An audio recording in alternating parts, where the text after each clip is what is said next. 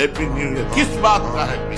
अधर्माचरण का महापाप जिसे कहा गया वो मदिरा पान, व्यभिचार, जुआ खेलना, नशा कर, ये सब है मूर्खता। ब्रह्मभूता प्रसन्नात्मा, हैप्पी माने प्रसन्नता, तो ब्रह्मभूता प्रसन्नात्मा, ना कि ये मलिन आचरण करना। इसलिए सबसे प्रार्थना है इस नवीन वर्ष के प्रारंभ में ही कसम खाइए मैं कभी किसी का भूल कर अहित नहीं करूंगा, तब तो तुम्हारा हैप्पी न्यू ईयर होगा। ब्रह्मचारी जैसा कोई बलवान नहीं होता, शारीरिक बल कोई बल नहीं कहा जाता। ब्रह्मचर्य में सामर्थ होती संकल्प बल की, जाओ ऐसा फिर वैसे ही होगा।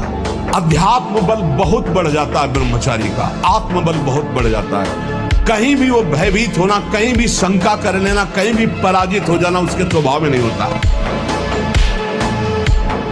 ब्रह्मचर्य बहुत गंभीरता स्वभाव में आ जाएगी। ब्रह्मचारी का स्वभाव गंभीर होता है, विचार परिपक्व होता है, स्मृति प्रवीण होती है उसकी, और हर कष्ट सहने की सामर्थ्य होती। गर्मी, सर्दी, बरसात, पीड़ा, अपमान, निंदा, वो महान शीतलता अंदर प्रदान करता है। बुद्धिमताम वरिष्ठम हनुमान जी को कहा गया, वैसे ही बुद्धि परम पवित्र तेजो में हो जाती जब वीर शक्ति को एकत्रित किया जाता है। शरीर भले ऐसे हो, संकल्प करे तो धरती फट जाए। बहुत ब्रह्मचर्य में बहुत बड़ी सामर्थ्य, बहुत बड़ी सामर्थ्य। अगर हम ब्रह्मचर्य से सही चले और अपनी पढ़ाई पर ध्यान दें तो कोई ऐसी बात नहीं जो हम बोल ना सके। तो ऐसे थोड़ी, अब जैसे अपने लोग हैं, अब ज्ञान मार्ग का प्रश्न कर दो आप, या भक्ति मार्ग करो या कर्म मार्ग करो, अष्टांग योग का करो, आपको हर उत्तर मिलेगा। तो गुरुजी आप जैसी बुद्धि कहाँ से मिले? ब्रह्मचर्य से। सोचते हैं हम बॉडी बना लेंगे, पाउडर खा के, डिब्बा खा के, मांस खा के बॉडी भले ही आप बना सकते हो, लेकिन उस बॉडी में ब्रह्मचर्य की शक्ति, चरित्र की भक्ति, शाकाहार की ताकत, गौ माता की कृपा आप पर नहीं हो सकती। न जाने कै लाख हजार करोड़ लोग भारत में अंडा मांस पाउडर डिब्बा खाते हैं सुबह शाम दोपहर, और अपने आप को बलशाली कहते हैं। और मैंने खुला चैलेंज दिया उनको कई बार, मेरे पंजे को झुका के दिखा दो। इसको खिलवाड़ मत समझो, इसीलिए कह रहे हैं ये अध्यात्म है, ये परमार्थ है। आपको लगेगा नहीं कि क्या हुआ, मैं कहाँ भ्रष्ट हुआ, ऐसी जगह खड़े हो जाओगे कि जान भी नहीं पाओगे कि मैं कहाँ चढ़ रहा था। दोबारा उत्साह भी नहीं आ पाएगा। बात अच्छे से समझ लीजिए। नियम पर बहुत ध्यान दीजिए। अगर नियम है 1:45 बजे उठने का, स्नान का, तो 1:45 बजे ही उठना चाहिए, 2 नहीं बजना चाहिए। ब्रह्मचर्य रक्षा के लिए पहला तो ये निश्चय करना होगा कि आपकी वीर में महत्व बुद्धि हो जाए। जिसे आप व्यर्थ समझ रहे हैं वो बहुत बड़ी जीवनी शक्ति है। चाहे जितना आप उसको निकालते रहिए, आपको सुख कभी नहीं मिलेगा, दुख बढ़ता चला जाएगा। आज भी 12 बजे रात के उठ के अपने आसन पे बैठ जाते हैं, शरीर दर्द करता है, फिर लेट गए, फिर बैठ गए, और 1:20 पर स्नान रात्रि की। अपनी दिनचर्या वैसे ही, जब बुखार हो 102, किडनी फेल, शरीर में दर्द है, हमें लाद के ले चलो। अगर हम पैदल आते तो पैदल ले चलो, 2 लोग पकड़ो के ले, ऐसे। तो आत्मबल अगर तुम भगवान के अंश हो, तुम प्रकृति के भोग से कभी सुखी नहीं हो सकते। अधर्म युक्त विषय जहर से भी ज्यादा भयावह। जहर तो एक शरीर नष्ट करेगा, विषय करोड़ों जन्म तक वो संस्कार तुम्हें नष्ट करता रहेगा। जब तुम अंदर से विषयों का चिंतन करते हो तो तुम्हारा मन विषयमय हो जाता है, इसीलिए तुम्हें विषय में सुख लग रहा है, अन्यथा नहीं। लिखा है कि अब तो लगता है मर जाऊं। अरे हम बता रहे ना, एक ही रास्ता, तो क्या 5 स्टार होटल रखा है, मरने के बाद तुम्हारे दुर्गति हो जाएगी, प्रेत बनोगे जाकर के। ब्रह्मचर्य को पुष्ट रखने के लिए कम से कम 48 मिनट बिना हिले डुले पद्मासन और सिद्धासन का अभ्यास करना चाहिए, मेरुदंड सीधी करके। उदा द्वार और मूत्रेंद्रीय द्वार के बीच की जगह में बाएं पैर की एड़ी होनी चाहिए, और मूत्रेंद्रीय के ऊपर दाहिने पैर की एड़ी ऐसे आती है, तब वो ऐसे सिद्धासन ऐसे होता है। ऐसे 48 मिनट बिना हिले डुले सिद्धासन और पद्मासन का अभ्यास करें। ब्रह्मचर्य रहने के लिए आपको अपनी दिनचर्या सुधारनी होगी। प्रातः 4 बजे आपको उठना ही होगा, तभी आप ब्रह्मचर्य रह सकते हैं। अगर आप नहीं उठते तो आप देख लेना इसका आध्यात्मिक प्रभाव पड़ता है। आप देखिएगा 3 बजे से लेकर के सूर्य उदय के तक अगर आप सोते आपका स्वप्न दोष बढ़ेगा। ये मनुष्य जन्म है, हम अविनाशी हैं, परमात्मा के अंश है। दहाड़ना सीखो, हर कष्ट को गले लगाना सीखो, हर संघर्ष को रौंदना सीखो। अरे बिल्ली कुत्ते की तरह रो करके मर जाना ये मनुष्य जन्म है। अगर हम भगवान से न जुड़े हो तो हम भी तुम्हारी तरह डिप्रेशन में पहुंचकर मनाए कि मौत हो जाए, फिर भी हम तुम्हारे सामने सिंह की तरह दहाड़ रहे, कोई नाटक थोड़ी कर रहे। हम ये तुम्हें सिखा रहे कि अगर भगवान से जुड़ोगे तो तुम जीत जाओगे, और भगवान से नहीं जुड़ोगे तो मृत्यु लोक है, कोई सहारा देने वाला नहीं। कौन सोचता है कि शास्त्र क्या कहता है, धर्म क्या कहता है? पहले तलवार की नोक में विधर्मी मांस भक्षण कराते थे। गौ का मांस इसके जबान में रखो, नहीं तो गर्दन कटवा ली, गौ का मांस नहीं रखा। अधिक लोगों को आप देखोगे डिप्रेशन में मिलेंगे। बोले डिप्रेशन की दवाई हो रही, क्यों? क्योंकि कुकर्माचरण। कभी भी कोई भी परस्पर मुस्कुराहट, बातचीत, ऐसे कोई इशारे यदि दिखाई दे तो आप बचो और उसको बचाओ। साधक है, शादी का है, उससे गलती हो सकती है, आपसे भी गलती हो सकती है। आप सत्संग सुनते हैं, आपको लगा कि इसकी मुस्कुराहट, इसकी कुछ चेष्टा ऐसी दिखाई दे रही है जो हमारे अंदर कामुकता पैदा कर सकती है, उसको भी बचाओ और स्वयं बचो, तो भगवान आप पर प्रसन्न हो जाएंगे। वो देख रहे हैं अंदर की बात। साधक को बहुत सावधान रहने की आवश्यकता। पराई माता बहन का अवसर भी आवे तो भी ये बस ये कि आप हम प्राण त्याग सकते, लेकिन हम गलत आचरण नहीं कर सकते।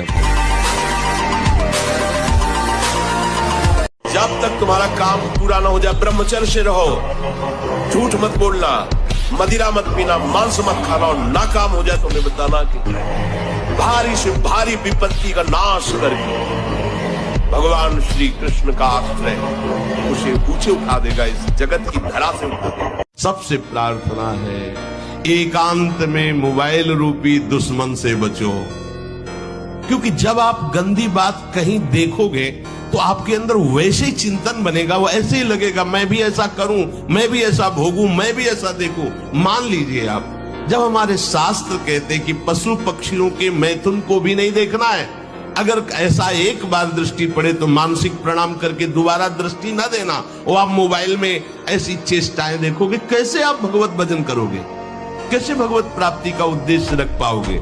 ब्रह्मचर्य ऐसा कैसे हो सकता है? यदि एक बार हुआ तो 1000 बार मैं प्रयास करूंगा, और इसमें विजय, वो मतलब जिद्दी स्वभाव, एक निष्ठा उसी से आती है, उसी से। ब्रह्मचर्य क्षीण करोगे उतने आप कमजोर और रोगी होते चले जाओगे, उतने आप नष्ट होते चले जाओ। तुम्हारी स्मृति नष्ट हो जाएगी, तुम्हारा बल नष्ट हो जाएगा, तुम्हारा उत्साह नष्ट हो जाएगा, तुम्हारे अंदर की जितनी सकारात्मक भावनाएं वो सब नकारात्मक में बदल जाएंगी अगर ब्रह्मचर्य नष्ट हो गया।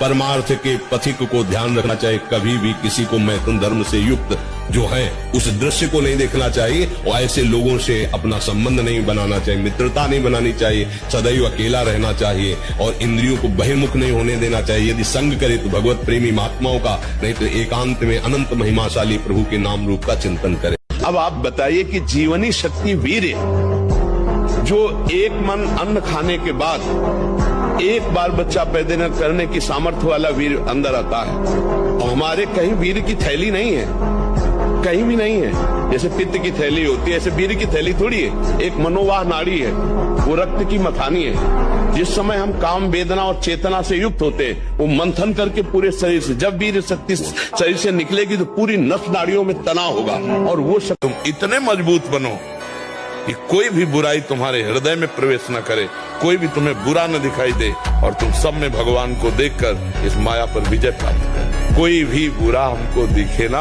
और कोई भी बुराई हमको परास्त न कर पावे, कोई भी दुख हमारी प्रसन्नता को न छुपाए, क्योंकि सर्वम खलमिदम ब्रह्म, सब जगह वही विराजमान है। कौन बुरा है? सच्चा ज्ञान, सच्ची अच्छाई तो यही है ना कि बुरे में भी मुझे भगवान दिखाई दे। तुम इतने मजबूत बनो कि कोई भी बुराई तुम्हारे हृदय में प्रवेश न करे, कोई भी तुम्हें बुरा न दिखाई दे, और तुम सब में भगवान को देखकर इस माया पर विजय प्राप्त करो। कोई भी बुरा हमको दिखे ना, और कोई भी बुराई हमको परास्त न कर पावे। किसी से लड़ना तो पहले थोड़ा दूध पियो, घी खाओ, दंड बैठक मारो, संयम से रहो, थोड़ा पावर बनाओ, पहले नाम बल एकत्रित करो, थोड़ा नाम जप करो, फिर देखो ऐसा चाटा मन को मारेगा नाम की अपने आप लाइन पे चलने लगेगा, कोई संशय नहीं, कोई किसी भी तरह का विघ्न। बोले अयोध्या का सिंह है, फेंका चला ऐसे बजरंग बली, बाल ब्रह्म ऐसे चलते थे, बाल ब्रह्मचारी, मारा ऐसे तो फट गया अखाड़ा, धम्म से गिर गए तो तालियां बज गई, एक छलांग में ऊपर हनुमान जी की तरह, और ऐसे किया था। कोई नहीं था ब्रह्मचारी के आगे कौन। ब्रह्मचर्य धारण करने वाले कोई बादाम हलवा घी की जरूरत ही नहीं, बिल्कुल सच्ची बात है।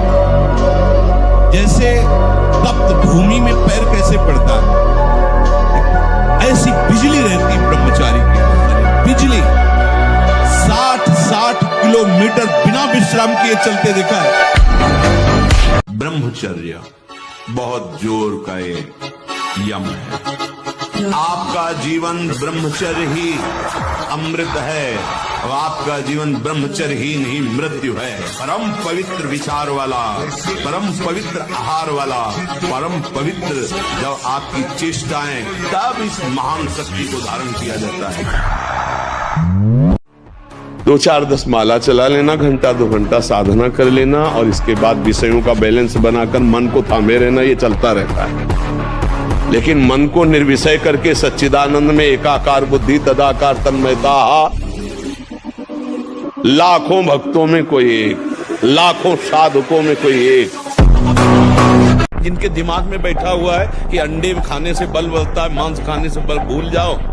अगर हमारा विचार ठीक है, हमारा संयम ठीक है, तो हम नमक रोटी खाकर परास्त कर सकते हैं किसी को। और विचार संयम ठीक नहीं तो शरीर चाहे भले बना लो, तुममें बल नहीं आने वाला, ना अध्यात्म बल आने वाला है, ना शारीरिक तेज बल आने वाला है। अगर वर्जिश करो, व्यायाम करो, पवित्र भोजन करो, संयम से रहो, दैवत तो आ जाए। ये बिल्कुल छोड़ दो, किसी को ये समझ में आता है मांस बल देता है तो भूल जाना, तुम्हारे पुण्यों का नाश करके तुम्हारी दुर्गति करा देगा। जो इस भाव में है ना, जीव जंतुओं को ऐसे रांध के खाते हैं, दुर्गति का। ब्रह्मचर्य अखंड वीर्य धारण करने वाला कोई मनुष्य नहीं हो सकता, वो साक्षात देव हो जाता है। कोई भी ऐसी सिद्धि नहीं जो ब्रह्मचारी को प्राप्त ना हो। इससे बड़ा उत्कृष्ट तप कोई नहीं, सबसे बड़ी तपस्या है। इससे बढ़कर तपश्चर्या तीनों लोकों में कोई भी नहीं पाई गई। सबसे बड़ी तपश्चर्या वीर संचय। कि इन मांस खानों वालों के परिवारों का बहुत बुरी तरह नाश होगा, और जब ये मरेंगे तब नरक जाएंगे, और फिर जब जन्मेंगे तब ये फिर वही बकरा बकरी बने हुए काटे जाएंगे। दोष में रहो। जिद्दी स्वभाव चाहिए, घुटने नहीं टेक सकता, हार नहीं सकता। मैं भगवान का दास हूं, अविनाशी का बच्चा हूं, तुम गिरा नहीं सकते। कितने बार गिराओगे, जितनी बार गिराओगे उतनी बार हम बलवान होंगे। ऐसा मान सकते हैं कि हमारी बुद्धि सही निर्णय नहीं कर पाती, जी सही नहीं कर पाती, लेकिन असत्य कभी कर्तव्य नहीं हो सकता, और कर्तव्य करने वाला कभी निराश, उदास, हताश नहीं हो सकता। ये नई नई अवस्था के बच्चे धातु रोग से ग्रसित हो रहे हैं, कमर दर्द कर रही है, आंखों में कम दिखने लगा है, ये परेशानियां वो परेशानियां, इसका कारण आप हैं। आप देखिए ना, इस विषय पर कोई चर्चा नहीं करना चाहता, न सुनना चाहता है, केवल पशुवत आचरण के लिए झूठ मिल जाए बस। सावधान रहिए। अब छोटे छोटे बच्चे हस्तमय तुम गंदी बातों में अपने जीवन को नष्ट कर रहे। आपकी क्या समस्या है जो आप ऐसा सोचे? महाराज जी, कॉन्फिडेंस नहीं बिल्कुल भी खत्म हो गया। कुछ ऐसी घटनाएं हो चुकी हैं जिसकी वजह से मेरा आत्मविश्वास और आत्मबल बिल्कुल खत्म हो गया है। इसी वजह से आप हम पर विश्वास कर सकते हो, तो हम कोई वैद्य नहीं कि तुम्हें डॉक्टर ही बता रहे, हम अध्यात्म की बात तुम्हें बता रहे। जीवन में इतनी जगह असफलता, इतनी जगह असफलता कि अगर हम अपनी बातें तुम्हें बताएं तो तुम सोचोगे तुम जी कैसे रहे। क्या मुर्दे जैसा जीवन, जो इंद्री जैसा चाहे वैसा डाउन कर दे, जैसा चाहे वो हमें शोक दे दे, दुख दे। थोड़ा सा साहसी बनो, तुम भगवान के अंश हो, तुम कुछ भी कर सकते हो, कुछ भी।